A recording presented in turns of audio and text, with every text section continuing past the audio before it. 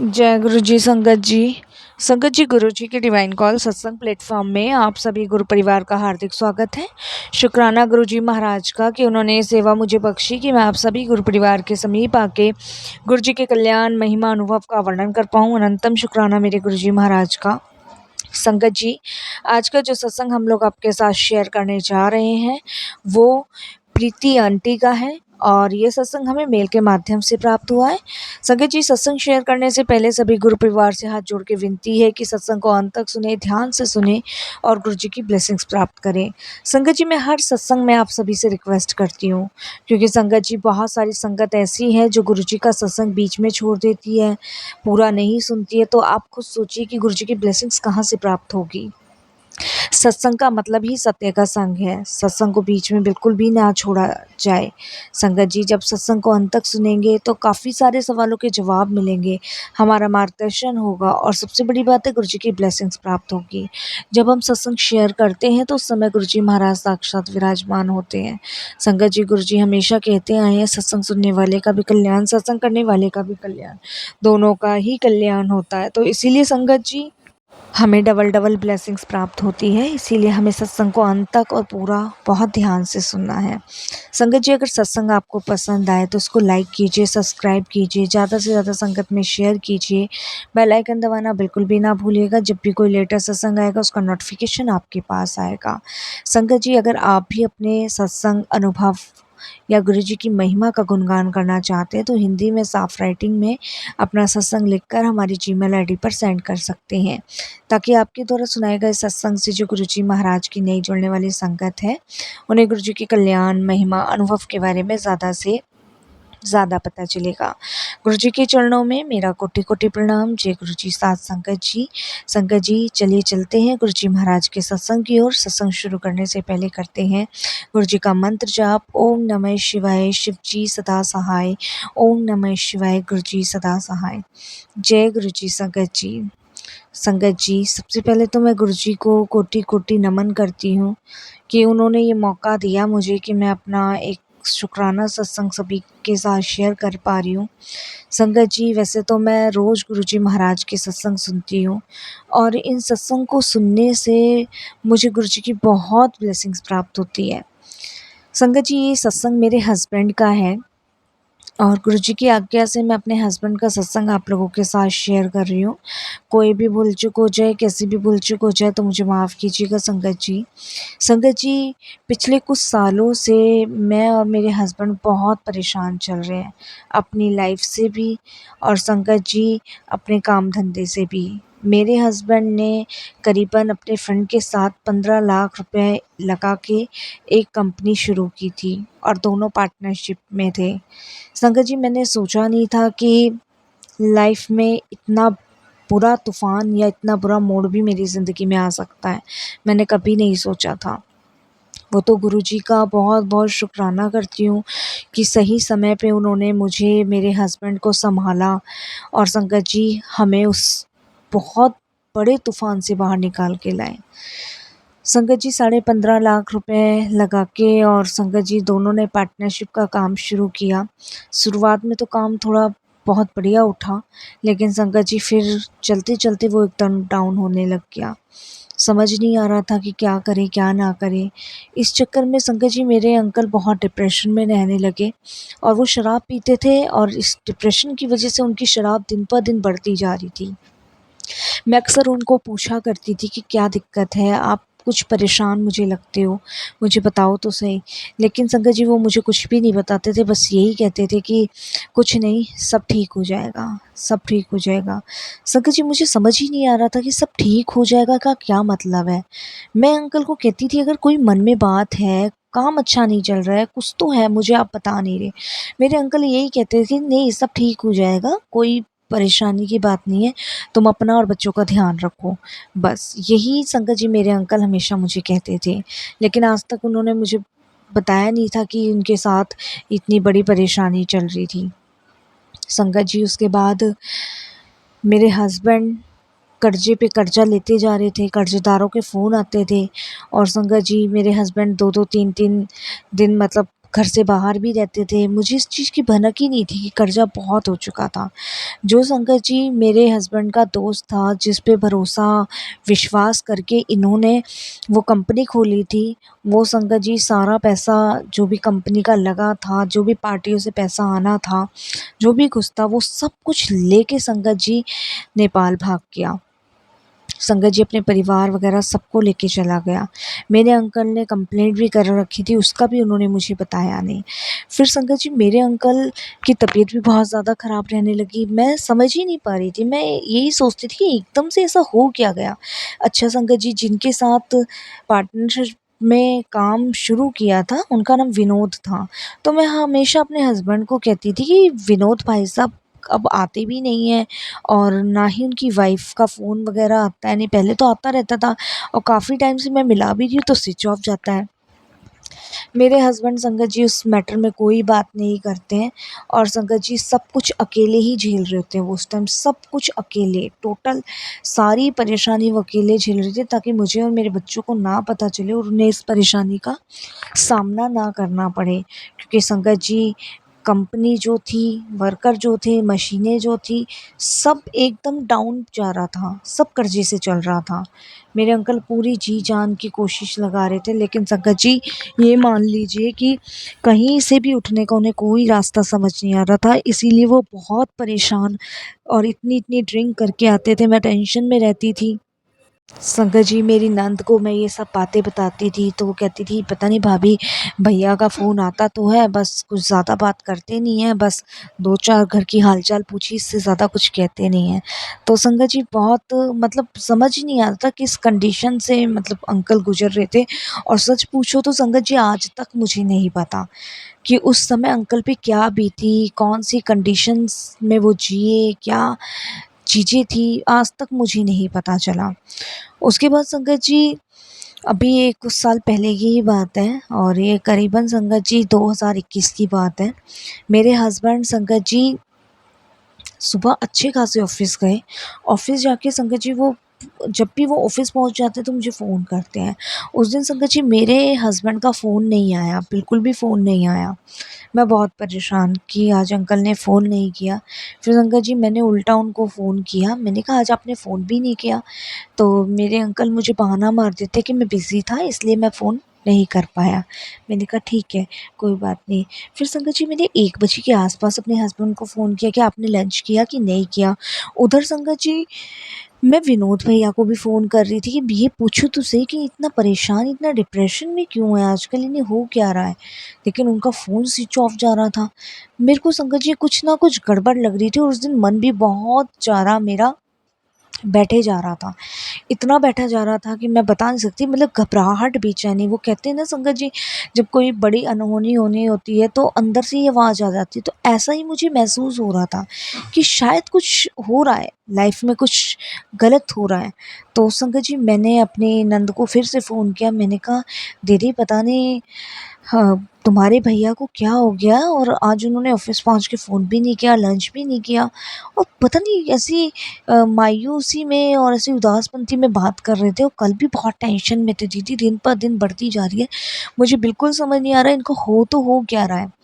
संगत जी मेरी नंद मुझसे कहती है कि ठीक है भाभी कोई नहीं मैं एक बार भैया से बात करती हूँ। संगत जी उसने मेरे हस्बैंड को फ़ोन किया और मेरे हस्बैंड ने फ़ोन नहीं पिक किया। तब शंकर जी मेरी नंद ने मुझे बैक कॉल किया और कह रही भाभी भैया तो फ़ोन उठा नहीं रहे। मैं बहुत परेशान शंकर जी टेंशन में थी, मेरा भी फ़ोन उन्होंने पिक नहीं किया। फिर शंकर जी इतनी ही देर में करीबन 5:30 के आसपास हुआ होगा, मैं घबरा रही थी, बच्चे ट्यूशन गए थे, बस मेरे मन में यही था कि भगवान सब कुछ ठीक हो, हे ईश्वर सब कुछ ठीक हो, कुछ बुरा ना हो, क्योंकि बहुत अजीब-सा लग रहा था। मैं बस यही प्रार्थना भगवान से की जा रही थी और इतने में संगत जी 5 साढ़े 5 बजे के आसपास संगत जी ऑफ़िस से फ़ोन आ जाता है एक वर्कर का और वो कहते हैं कि मैडम सर ने तो यहाँ पे ना फांसी लगा ली है अपने केबिन में। संगत जी मैं बता नहीं सकती, मैं ये सुनती हूँ तो मैं फ़ोन पे अपने वर्कर जो हमारे यहाँ काम करते थे उसको चिल्लाने लग जाती हूँ और संगत जी मैं कंटिन्यू विनोद भैया का फ़ोन मिलाती हूँ, उनकी वाइफ़ का मिलाती हूँ, सब स्विच ऑफ, सब स्विच ऑफ। संगत जी, मैं अपनी नंद को फ़ोन करती हूँ, मैं कहती हूँ कि ऐसे-ऐसे फ़ोन आया, तो मेरी नंद कहती है कि भाभी आप इधर से निकलो, मैं उधर से निकल रही हूँ। और संगत जी, उधर से मेरी नंद निकलती है, इधर से मैं निकलती हूँ। और संगत जी, जब हम ऑफ़िस पहुँचते हैं तो वाक़ई में संगत जी मेरे हस्बैंड ने फांसी लगा ली थी। और मेरे पैरों तले संगत जी ज़मीन खिसक गई। मैं आपको बता नहीं सकती कि मैं किस हाल में थी, किस हालात में थी। मैं संगत जी, मुझे सँभालने के लिए करीबन बहुत टाइम लगा। बहुत इस चीज़ को फ़ेस करने में संगत जी मेरे को बहुत टाइम लगा, बहुत टाइम। संगत जी, हस्बैंड के जाने के बाद फिर और ज़्यादा दुखों का पहाड़ टूटा, क्योंकि संगत जी कर्ज़े में वो कंपनी थी, मशीनें थी, वर्करों की सैलरी थी, और जो लेनदार थे जिनका कर्ज़ा देना था वो दुनिया भर के थे। आदमी के जाने के बाद किसी ने रहम नहीं करा। संगत जी, ऐसे मुझे नोचने, खाने के लिए सब तैयार हो गए थे कि मैं आपको बता नहीं सकती। संगत जी, उधर हस्बैंड के जाने के बाद नंद को ये लगा कि कहीं भाभी कुछ मांग ना ले, तो संगत जी उन्होंने भी धीरे धीरे फ़ोन उठाना बंद कर दिया। मेरी नंद बहुत पैसे वाली थी, क्योंकि इनके भैया बहुत करते थे मेरी नंद के लिए, मैं भी बहुत करती थी। भैया के जाने के बाद संगत जी उन्होंने भी धीरे धीरे फ़ोन उठाना कम कर दिया, बात नहीं करनी। और संगत जी, विनोद और उसकी फैमिली तो पहले ही जा चुके थे। मुझे संगत जी बाद में सभी वर्कर सब कुछ बताते हैं कि कंपनी में इतना लॉस चल रहा था, और सर को आया दिन लोग धमकी देते थे। और क्योंकि संगत जी उन्होंने बहुत पावरफुल लोगों से पैसे उठा रखे थे, जो उनको हमेशा धमकी देते थे कि तुम्हारे बच्चे को उठा लेंगे, तेरी बीवी को मार देंगे, तेरी पूरी फैमिली का। ये चीज़ों का डर मेरे अंकल को अंदर ही अंदर खा रहा था, और ये चीज़ वो बताने को तैयार ही नहीं थे। संगत जी, उसके बाद अंकल के जाने के बाद लोगों ने मेरा जीना हराम कर दिया। कर्ज़दारों ने संगत जी मुझे फ़ोन करने शुरू कर दिए। कर्ज़दारों ने मेरा घर आना शुरू कर दिया। जब तक तो मेरे अंकल ने सँभाला था, उसके बाद संगत जी मैं बता नहीं सकती। मेरे पास 2 बच्चे थे, कैसे-कैसे मैं पीछा छुटवाऊँ समझ नहीं आ रहा था। मेरे 2 भाई थे, वो भी मेरी सपोर्ट में नहीं थे कि वो भी, उनकी तरफ से मुझे राहत मिल जाती, क्योंकि सबको यही लग रहा था कि मैं कुछ माँग ना लूँ, कहीं मुझे कुछ देना ना पड़ जाए, इसलिए सबने संगत जी हाथ खींच लिया।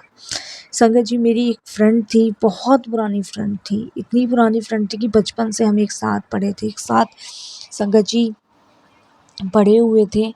संगत जी, उसकी शादी जो थी बॉम्बे हुई थी। जब उसको ये बात पता चली कि ऐसे-ऐसे मेरे साथ हुआ है, तब संगत जी वो मेरे पास आई, और संगत जी उसने मुझे गुरुजी महाराज से जोड़ा। जब मैं गुरुजी महाराज से संगत जी पहली बार जुड़ी, तब संगत जी मैं बता नहीं सकती कि मैं इतना रोई, इतना फूट-फूट के रोई कि मेरा सब होते-सोते भी सब अनजान बेगाने हो गए, लेकिन मेरे ईश्वर मेरे साथ थे। संगत जी, गुरुजी के जब मैंने पहली बार दर्शन किए, तो मुझे ऐसा लगा जैसे कि मेरे पति इनके चरणों में हैं। संगत जी, पहली बार ही गुरुजी से मेरा कनेक्शन बना, पहली बार ही गुरुजी से अटैचमेंट हुई।